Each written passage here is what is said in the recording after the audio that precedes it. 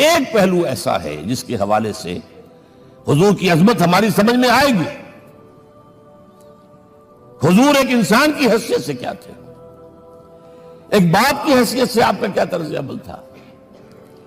ذرا یاد کیجئے، جگر گوشہ رسول حضرت فاطمہ بطول رضی اللہ تعالیٰ عنہ وہ حاضر ہوتی، ابا جان دیکھیے چکی پیس پیس کر یہ گھٹے پڑ گئے میرے ہاتھ میں، یہ کنویں سے پانی لاتی ہوں مشکیزیں کہ یہاں پر بندیاں پڑ گئی۔ حضور اب تو عام لوگوں پر بھی آسانیاں ہیں، لوگوں کے ہاں غلام آ گئے ہیں، کنیزیں آ گئی ہیں، مال و دولت آ گئی ہے، مجھے بھی کوئی غلام کنیز عطا ہو جائے۔ اور آپ کو معلوم ہے یہ لخت جگر نور چشم محمد کی سب سے پیاری بیٹی صلی اللہ علیہ وسلم، کوئی شک نہیں اس میں، فاطمہ، کیا بیتی ہوگی حضور کے قلب پر۔ لیکن فرمایا کیا بیٹی، یہ دنیا کی چیزیں ہماری لیے نہیں ہیں، میں تمہیں اس سے بہتر شے دیتا ہوں۔ تسبیح فاطمہ ہر نماز کے بعد 33 مرتبہ سبحان اللہ، 33 مرتبہ الحمدللہ، 33 مرتبہ اللہ اکبر کہہ لیا کرو۔ لیکن سوچ لیجئے دل پر کیا گزری ہوگی صلی اللہ علیہ وسلم۔ حضرت عائشہ سے پوچھئے، حضرت خدیجہ سے پوچھئے حضور کیسے شوہر تھے، آپ سے زیادہ خواتین کے حق میں نرم، گھر کے کام کا جھاڑو دے رہے ہیں، کپڑے جو ہیں بوسیدہ انہیں سی رہے، گھر میں بیٹھے ہوئے یہ کام کرتے تھے۔ بہرحال ایک بات میں آپ سے عرض کروں، آپ انسان کی جس حیثیت کا بھی ذہن میں تصور کریں گے وہ ساری حیثیتیں محمد میں موجود ہیں صلی اللہ علیہ وسلم۔ محمد حاکم کی حیثیت سے بھی ہے، محمد سب سالار کی حیثیت سے بھی ہے، محمد قاضی القضات بھی ہیں، محمد ہیڈ آف دی اسٹیٹ بھی ہیں، محمد بیویوں والے بھی ہیں، اولاد والے بھی ہیں، محمد 5 وقتہ امام بھی ہیں، جمعہ کے خطیب بھی ہیں، مدرس قرآن بھی ہیں، مربی بھی ہیں، مزکی بھی ہیں، اور ہر میدان میں بلند ترین مقام۔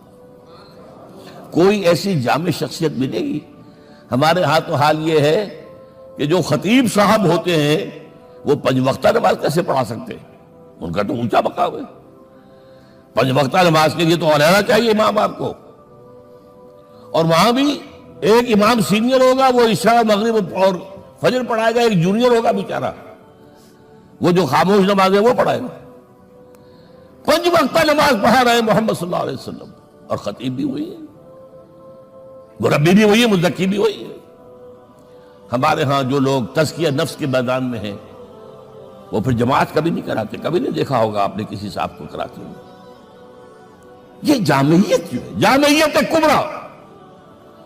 پہلی بات تو یہ نوٹ کیجئے، حضور انتہائی غیور انسان تھے، انتہائی غیور۔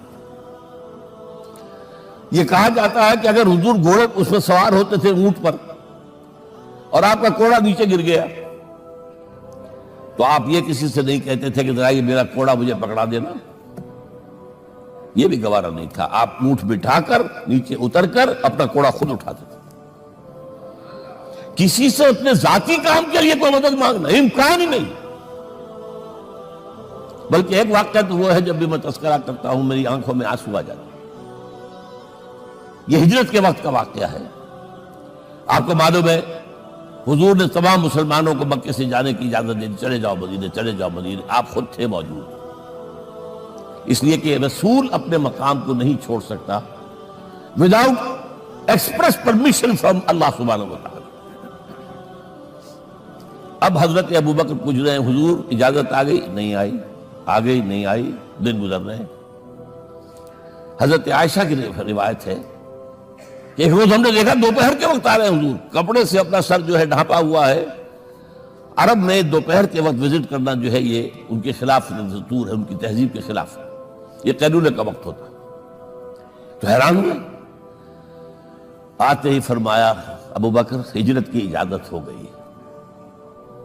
اب انتہائی خوشی سے اور بڑی امید میں کہ بڑی شاباش ملے گی، حضرت ابوبکر فرماتے عرض کرتے ہیں حضور میں نے 2 اونٹیاں تیار کر رکھی ہیں، خوب کھلا پلا کے انہیں فرما کیا ہوا ہے، یہ ہجرت میں ہمارے کام آئے گی؟ حضور تھوڑا سا توقع فرماتے ہیں، پھر کہتے ہیں اچھا ٹھیک ہے، ایک میں استعمال کروں گا لیکن میں اس کی قیمت ادا کروں گا۔ حضرت ابوبکر رو پڑے، حضور مجھ سے یہ مغایرت، سائے کے طرح کے ساتھ رہنے والا، اس سے یہ مغایرت، ذرا سے اشارے پر اپنی کم سن بیٹی پیش کر دی نکاح کے اندر، اس سے یہ مغایرت، رو پڑے۔ لیکن حضور کی اپنی غیرت تھی، میں قیمت دوں۔ اب بتائیے مدد کا کے لیے درکار تھی؟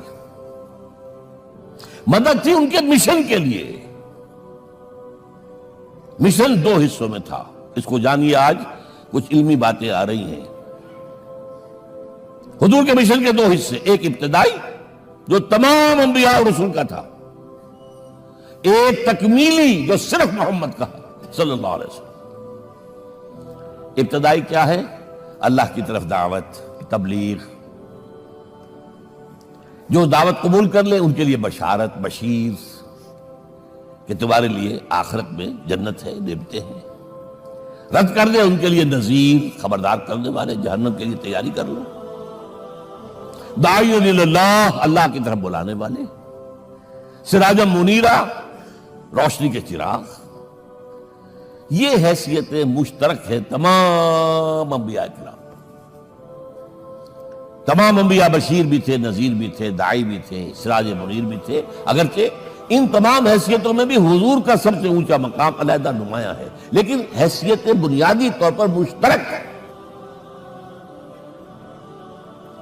ایک حیثیت تکمیلی، اور وہ کیا ہے؟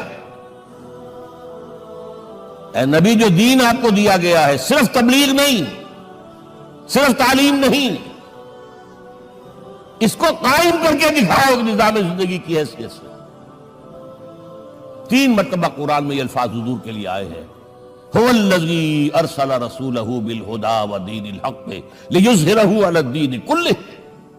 3 دفعہ سورہ توبہ میں یہ الفاظ آئے، سورہ صف میں یہ الفاظ آئے، سورہ فتح میں یہ الفاظ آئے۔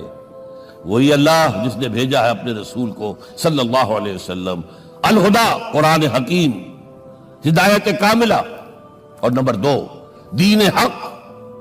یہ 2 چیزیں دے کر بھیجا، کس لیے؟ تاکہ اس دین کو غالب کرے پورے نظام زندگی پر۔ یہ معاملہ ذرا سوچئے، اور یہ حضور کے لیے 3 دفعہ، اور کسی اور نبی کے لیے 1 دفعہ بھی نہیں۔ قرآن مجید کے اس نقطے کو ذہن نشین کر لیجیے۔